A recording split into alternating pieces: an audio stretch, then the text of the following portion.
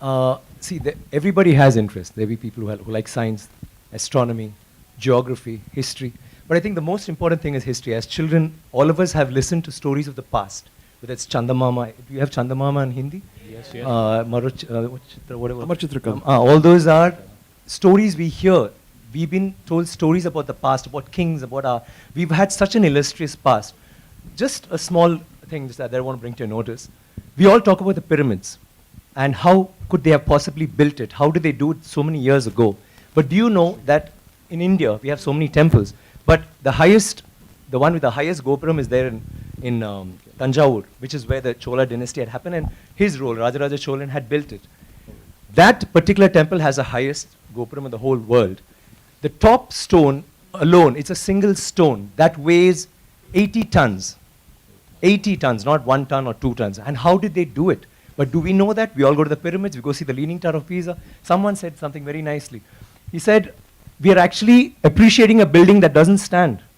It's falling over and wow, let's take a picture, let's take a selfie, and we're getting excited. But we have temples today that stand and they didn't use plaster. Do you know that for this particular stone, they had to use a ramp, which was 6 kilometers long, which was pulled by bulls, elephants, and people. 6 kilometers long to get it up there, without any machinery, without any cranes, without anything. And they didn't have plaster. It's withstood 6 earthquakes.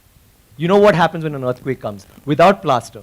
What they have done is they have an outer wall, then inside that they have a corridor of 6 feet, which is an open, just a corridor, and then they have another structure inside which goes all the way to the top, which is why they can withstand earthquakes, which is why they stood so long.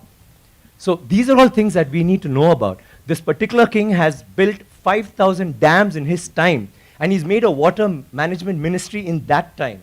He's had elections for the village leaders. He's asked them to name cities after women. Why should it only be men? Why can't it be named after a queen? And they've had hospitals, free hospitals, and and he actually brought loans. I mean, he used to give loans. He used to help people get dignity, not just throw money around. So this is something that's so illustrious. And this happened in the 9th century. I'm sorry I'm taking so much time. No, it happened in the 9th century when the rest of the world, you talk about superpowers today, the 9th century all this happened when we had the biggest maritime naval thing in the world. And it went all the way to Bali, all the way to Malaysia, and went till we sent emissaries to China. And you know what was the superpower doing then? America hadn't been discovered by Columbus till 500 years later. So think about our culture, think about how advanced we were. We need to be proud of this. It's nothing to do with North India, South India, West India, East India. It is, we are Indians. And we need to feel proud about that. And England is so illustrious, but England were invaded by the Vikings, and Europe was in the dark ages during the 9th century. They had nothing going on. So don't you think we should celebrate history? Absolutely, absolutely. Thank you very much. Thank you. I need water, please.